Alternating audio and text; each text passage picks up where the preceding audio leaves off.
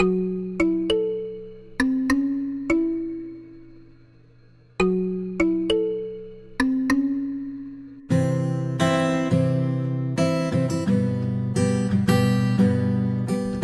père était potier quand j'étais petite, donc j'ai grandi vraiment avec l'odeur de l'argile autour.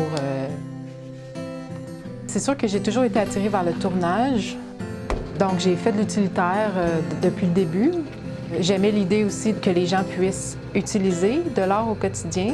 Donc quand j'ai commencé à faire de la poterie, tout de suite je me suis positionnée en disant je veux de la couleur, puis je veux du raffinement, puis je veux quelque chose de plus léger, de plus délicat.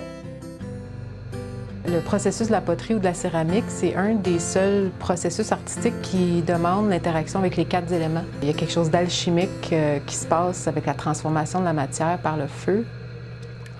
La glaçure, c'est un mélange de matières premières, des minéraux principalement, comme ça peut être de la silice, du kaolin, du cobalt, qui sont mélangés avec de l'eau selon une certaine recette. Puis ensuite, quand c'est cuit, ces minéraux-là fondent puis font une couche vitrifiée sur la pièce. En fait, l'argile, si elle n'est pas cuite, si on la remet dans l'eau, elle va se désintégrer. C'est certain, avec l'expérience, on réussit de plus en plus, mais il y a encore des surprises, il y a encore des imprévus. Mais c'est toujours quand on l'ouvre qu'on voit si nos efforts ont été récompensés. Je tire mon inspiration beaucoup de la spiritualité puis de ma vie spirituelle. Puis là, je me suis posé la question comment faire pour mettre plus de spiritualité dans mes pièces. Puis dans un bol, c'est pas évident. Donc, depuis environ 4 ans, j'ai commencé à travailler avec la porcelaine. Donc, c'est un type d'argile, la porcelaine, qui est très blanche, puis qui a la capacité d'être translucide quand elle est assez mince.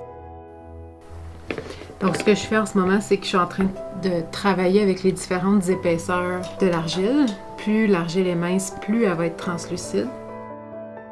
Donc, cette idée-là de la translucidité, je la trouvais vraiment intéressante parce que là, on a la lumière qui traverse à travers un corps physique, qui pour moi est symbolique de la lumière divine qui est à l'intérieur de chacun de nous puis qui veut se libérer du corps physique, en fait. Donc, je tourne quand même des pièces de porcelaine, mais après ça, je grave des motifs dedans.